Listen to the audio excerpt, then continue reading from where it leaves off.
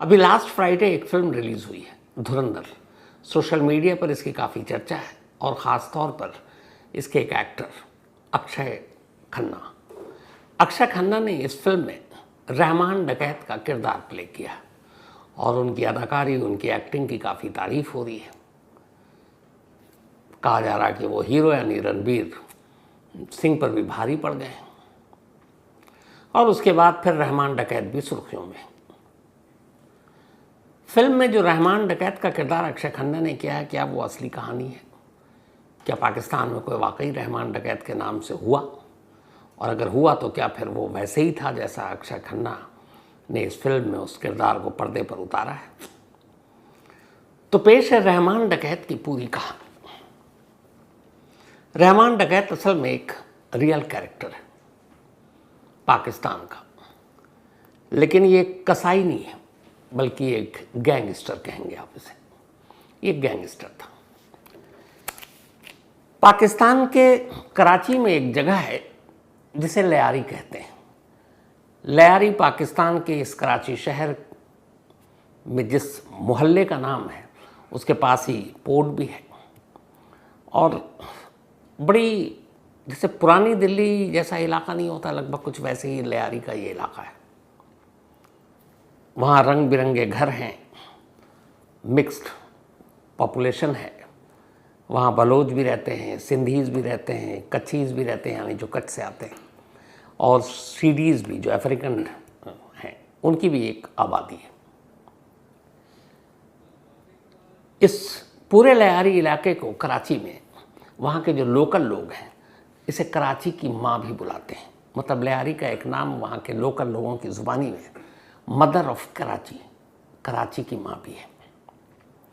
और यहीं से शुरू होती है कहानी रहमान डकैत की।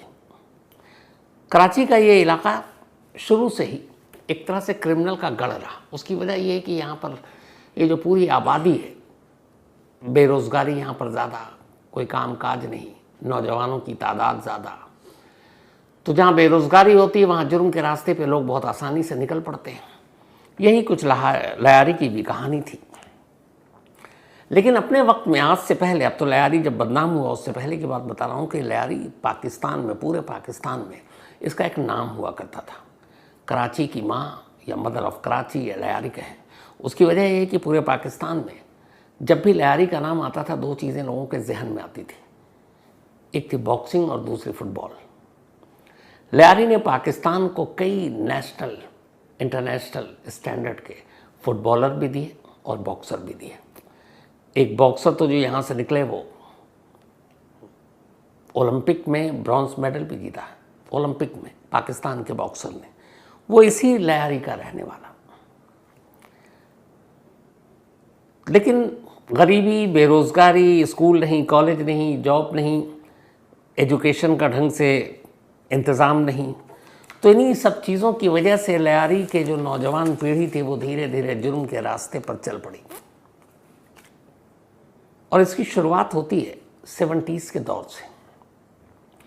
1970 में, बल्कि 60 और 70 के बीच में, एक लयारी में एक शख्स जो पहला वहाँ का कहते हैं गैंगस्टर कहें या दादा कहें या क्रिमिनल कहें, उसका नाम था दादल, एलियस दाद मोहम्मद।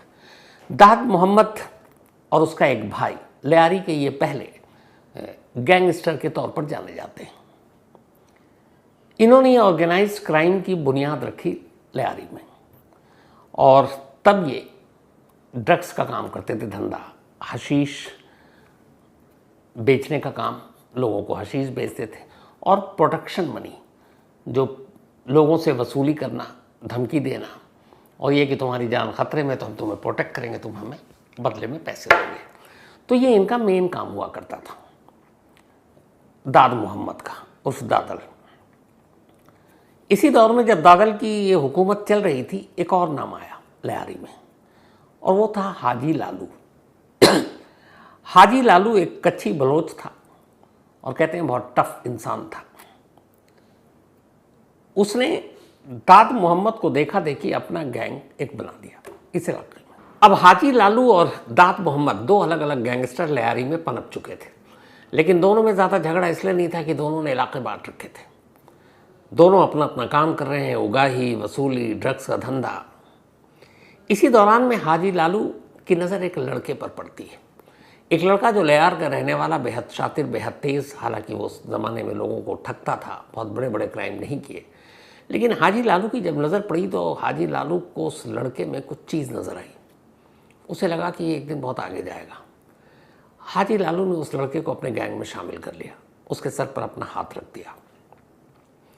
वो लड़का कोई और नहीं था बल्कि उसका नाम था सरदार अब्दुल रहमान बलोच, जो आगे चलकर रहमान डकैत के नाम से मशहूर हुआ। तो अब रहमान या सरदार अब्दुल रहमान हाजी लालू के गैंग में शामिल हो गया। रहमान की पूरी फैमिली भी एक तरह से क्राइम में इन्वॉल्व थी। रहमान का बाप ड्रग्स के धंधे में शामिल था, कई बार पकड़ा गया था। उसके चाचा, भाई, इन सब के ऊपर भी कोई ना कोई कानूनी शिकंजा कसा हुआ था। तो बचपन से ही जुर्म की दुनिया को रहमान ने अपनी इर्द गिर्द देखा था। और अब लयार के दो सबसे बड़े गैंगस्टर में से एक हाजी लालू का उसके सर पर हाथ। फिर क्या था, देखते ही देखते अब रहमान जो है एक बेहद करीबी और ख़ास बन गया लालू का। और अब उसने छोटे मोटे ये जो ठगी और सारे काम करता था उसको छोड़कर बड़े बड़े लोगों को धमकाना, वसूली, कत्ल करना, सब हाजी लालू के इशारे पर करने लगा। किडनैपिंग का 80s के बाद इन लोगों ने किडनैपिंग का धंधा भी शुरू कर दिया। फिर रैंसम मनी के तौर पर बहुत सारे पैसे लेने लगे। 1980 में ऐसा हुआ कि एक बहुत बड़े लयार के ही एक अमीर शख्स का किडनैप कर लिया गया। किडनैप करने के बाद, बल्कि 80s में नहीं 90s में, उससे रैंसम में काफ़ी भारी रकम वसूली गई। इस रकम को जब हाजी लालू के पास ले जाया गया तो पहली बार ये हुआ कि हाजी लालू को रहमान पर शक हुआ कि किडनैपिंग के एवज में जो फिरौती की रकम यानी रैंसम मनी मिली, उसमें रहमान ने कुछ धोखा किया है, कुछ पैसे हड़प लिए। यहाँ से पहली बार हाजी लालू और रहमान के बीच रिश्ते तल्ख हो गए। जब तल्ख हुए, कुछ गैंग के लोगों ने कान भी भर दिए और रहमान धीरे धीरे अपना कद बहुत बढ़ा चुका था तब तक। तब ये हुआ कि फिर रहमान ने तय किया कि वो हाजी लालू के गैंग की छाया से अब अपने आप को बाहर निकाल लेगा, और उसने बाहर निकाल लिया। अब हाजी लालू से रहमान का रिश्ता टूट चुका था।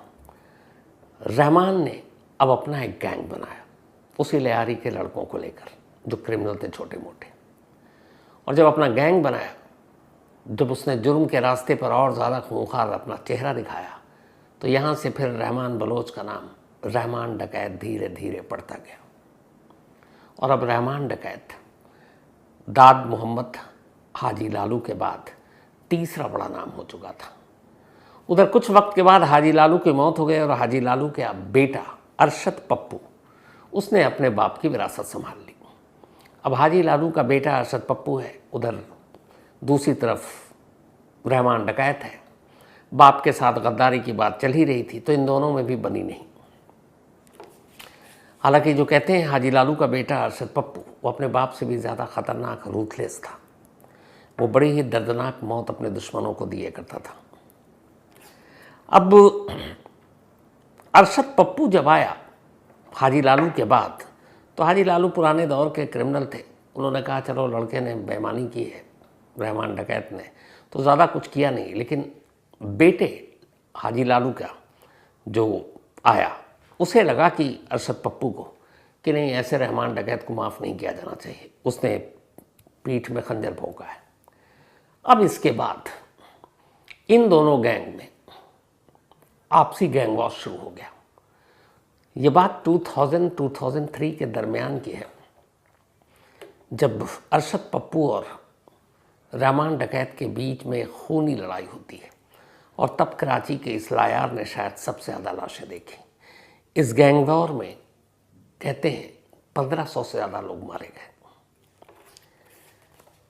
ये गैंग वॉर चल ही रहा था, तभी अरशद पप्पू ने अपने गैंग को चलाने के लिए वहाँ के एक लोकल ट्रांसपोर्टर, जिनका नाम था फैज़ मोहम्मद बलोच, फैज़ मोहम्मद बलोच को किडनैप किया।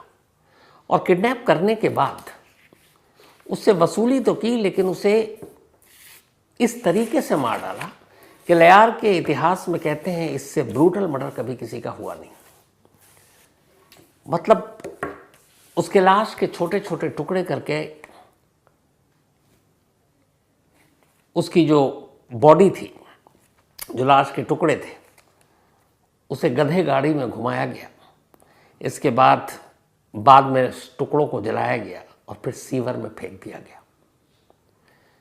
लयार के इतिहास में ये पहला ब्रूटल और इस तरीके का एक मर्डर था जिसने लोगों के दिल दिमाग पर अपना छाप छोड़ दिया।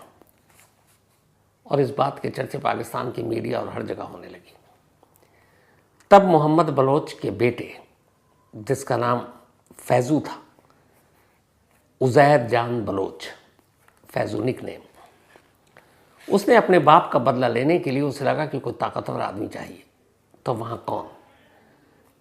तो एक दूसरा ही था जो हाजी लालू के बेटे से जो सामना जिसका हो सकता था, वो रहमान डकैत था। तो फैजू का बेटा उज़ैर जान बलोच, मतलब मोहम्मद बलोच का जिसको मार डाला गया, उसने अब जाकर रहमान डकैत का दामन थाम लिया और उसने कहा मेरे पास पैसे बेपनाह हैं, लेकिन जिस तरीके से मेरे बाप को मारा गया है मैं उसका बदला चाहता हूँ और इसके लिए तुम्हारे गैंग में शामिल हो रहा हूँ। तुमको जो करना है करो और मुझसे जो चाहिए बताओ। अब रहमान डकैत के गैंग में एक बहुत ही अमीर शख्स, ट्रांसपोर्टर का बेटा, मोहम्मद बलोच का बेटा उज़ैर जान बलोच शामिल हो चुका था। अब लगा कि रहमान डकैत के ऊपर जो उसने भरोसा दिखाया है वो उसको पूरा करना है। तब तक धीरे धीरे दौर बदल रहा था। गैंग वॉर और अब तेजी पर पहुंच गया। 2003 से 2009 तक पप्पू और रहमान डकैत के बीच जारी खूनी जंग में पूरा लिहार कहते हैं कि लहूलुहान हो गया। पुलिस नाम की कोई चीज़ ही नहीं थी और तब तक यहाँ पे पॉलिटिक्स भी शामिल हो चुका था जैसे होता है। तो इसी दौरान में अब धीरे धीरे पप्पू पर भारी पड़ रहा है रहमान डकैत और पप्पू के गैंग के एक एक करके लोगों को मारता जा रहा है और वो भी बहुत बुरी तरीके से। तभी रहमान डकैत को एक आइडिया आया, वो ये कि अगर गैंगस्टर बनना है और बड़ा नाम कमाना है तो नेताओं के सर पर हाथ होने ज़रूरी है। इस इलाके में लियार में उस वक्त पाकिस्तान पीपल्स पार्टी, बेनज़ीर भुट्टो की जो पार्टी थी उसका दबदबा था। हर बार चुनाव में, जनरल इलेक्शन में यहाँ से पीपीपी का ही कैंडिडेट जीता करता था। रहमान डकैत पीपीपी को ज्वाइन कर लेता है, बेनज़ीर भुट्टो की पार्टी को, और पूरे लियार में वो गारंटी देता है कि सारे वोट आपको मिलेंगे। अब पीपीपी के सारे नेता, मंत्री, उनके जो पुलिस अफसर हैं, अब वो रहमान डकैत को एक तरह से अपना शरण दे देते हैं। इसी के बाद पीपीपी ज्वाइन करने के बाद रहमान डकैत 2008 में एक पीएसी नाम से संगठन बनाता है, पीपल्स अमन कमेटी, मतलब शांति के लिए। एक सोचिए, गैंगस्टर शांति के लिए कमेटी बना रहा, पीपल्स अमन कमेटी। और इसका ढिंडोरा पीटा गया कि इससे लोगों में शांति और पूरे लियारी में सब खून खराबा बंद करने के लिए बनाया गया। लेकिन जो असल मकसद था वो ये था कि पीपल्स अमन कमेटी में उन्हीं लोगों को आगे रखा जाता था जो रहमान डकैत के गैंग को शामिल करते थे। यानी ये एक कवच था कि ये पीएसी का मेंबर है, मतलब रहमान डकैत का मेंबर, उसको कोई टच नहीं करेगा। तो पीएसी का मेंबर बहुत सारे लोग इसलिए बने क्योंकि उन्हें रहमान डकैत से बचना था। और ये रहमान डकैत के गैंग का असल में ओरिजिनल नाम यही रखा गया था, पाकिस्तान पीपल्स अमन कमेटी। इसके बाद सरकार का संरक्षण, पाकिस्तान पीपल्स पार्टी का सर पर हाथ, पीपल्स अमन कमेटी के नाम पर गैंग का विस्तार, देखते ही देखते रहमान डकैत की तूती बोलने लगी। ड्रग्स का धंधा पहले ही था, extortion racket, kidnapping, illegal gambling, ये सारी चीज़ें अब लियार में रूटीन बन गई और किसी की हिम्मत नहीं होती कि कोई टच करे, क्योंकि रहमान डकैत का ये सारा नाम था इन सब चीज़ों के पीछे।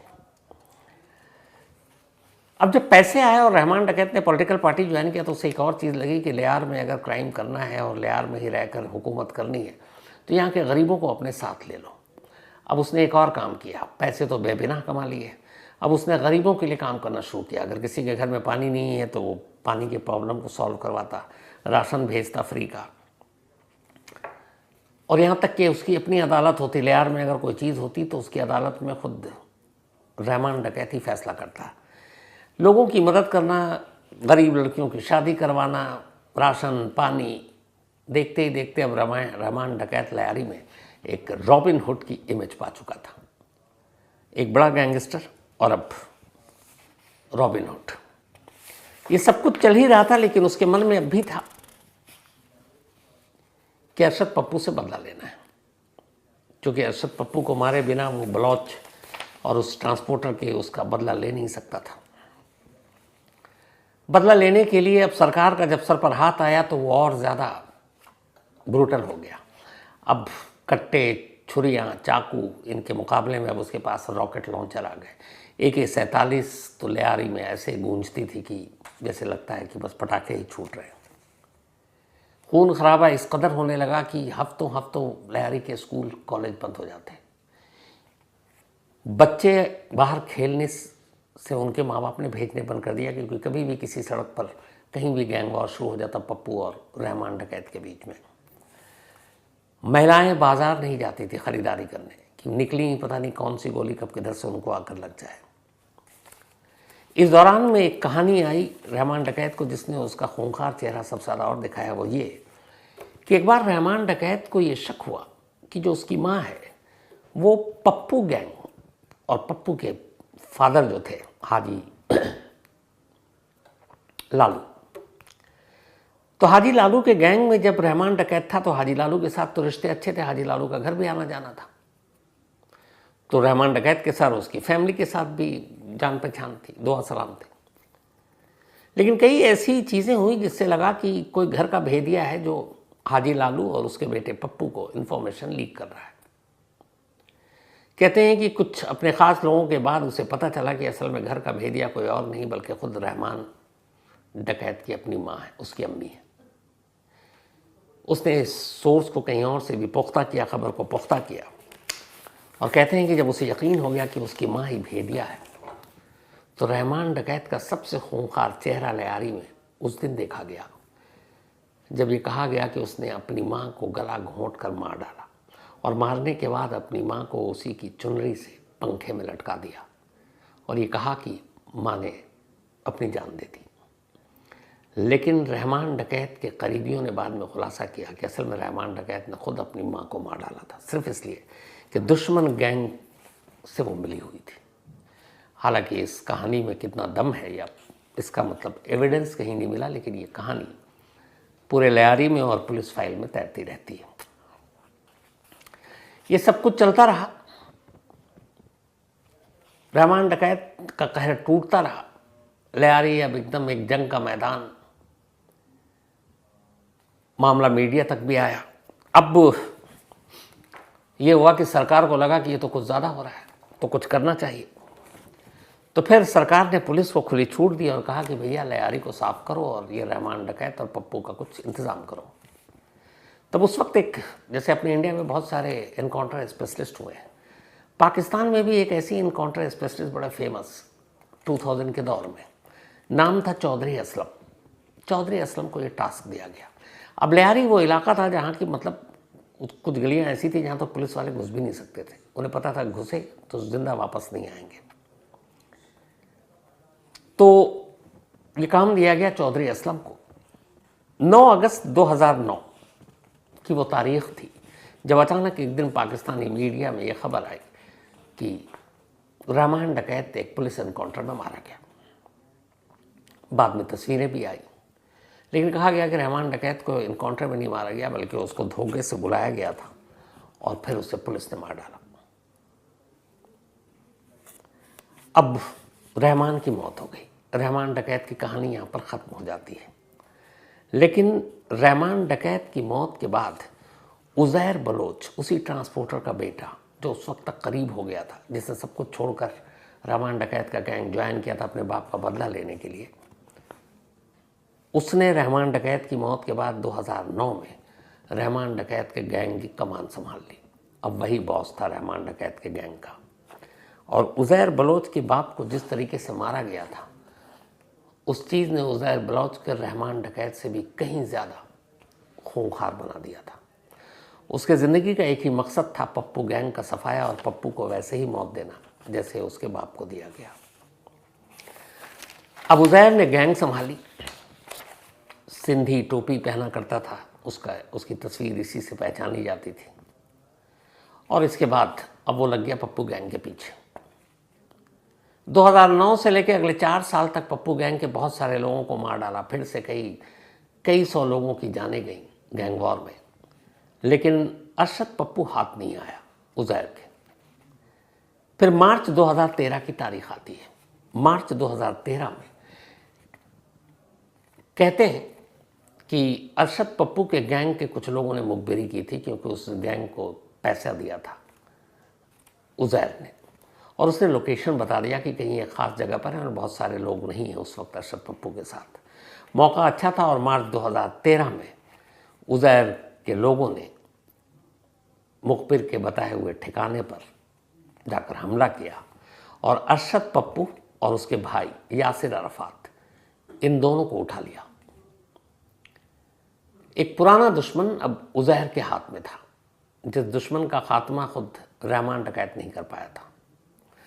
उठाने के बाद ये लोग उसे एक खुफिया जगह पर ले गए।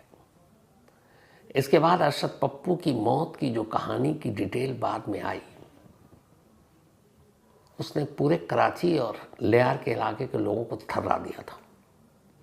उज़ैर के फादर की भी ऐसी दर्दनाक मौत नहीं हुई थी जैसे उज़ैर ने अपने बाप के कातिल अरशद पप्पू यानी हाजी कालू के बेटे और उसके भाई यासिर को दी थी।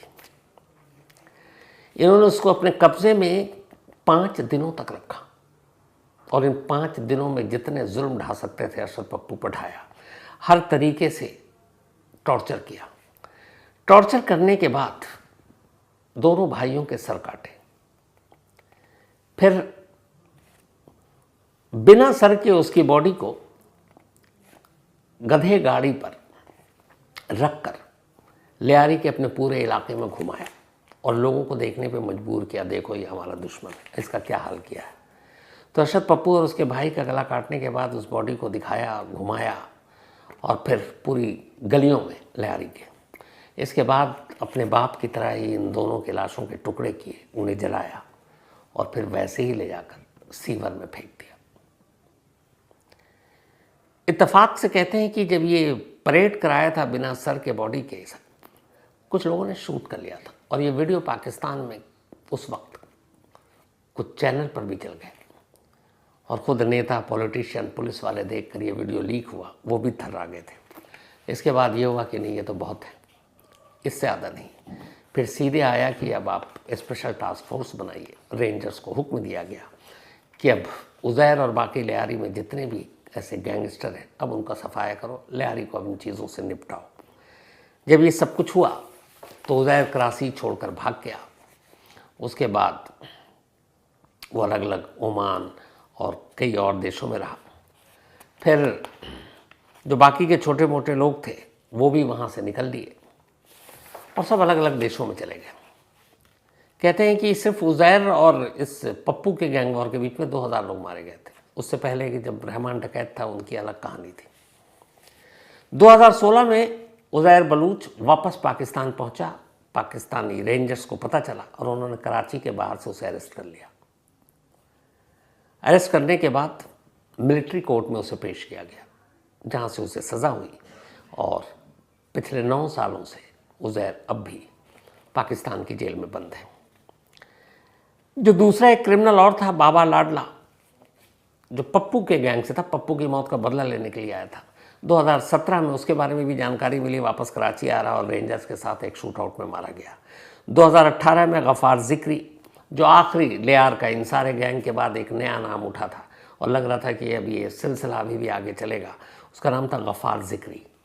2018 में पाकिस्तानी रेंजर्स और पुलिस ने तय किया कि नहीं, अब लियारी में कोई भी रहमान डकैत या फिर हाजी लालू या दाद मोहम्मद जैसे किसी और गैंगस्टर को पनपने नहीं देंगे।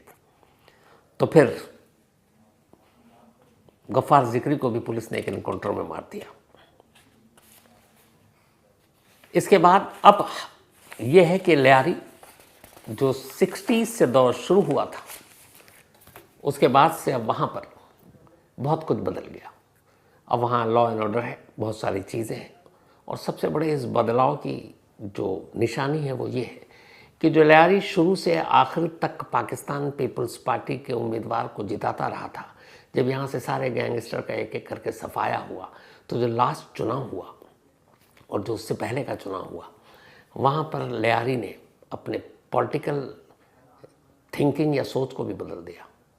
उन्होंने कहा बहुत हुआ, नवाज शरीफ और बेनज़ीर भुट्टो, उनके पति आसिफ अली जरदारी, बिलावल भुट्टो, अब अगर लियारी बदला है तो फिर और भी बदलाव चाहिए। और यहाँ के लोगों ने इमरान खान की पार्टी पाकिस्तान तहरीक इंसाफ के उम्मीदवार को जिताया। जो गढ़ था बेनज़ीर भुट्टो की पार्टी का, अब वो इमरान खान की पार्टी का गढ़ बन चुका है। और कहते हैं कि लियारी की जो बदलाव की शुरुआत है वो यहीं से हुई। तो ये थी उस रहमान डकैत की असली कहानी, एक गैंगस्टर। इस कहानी में इतने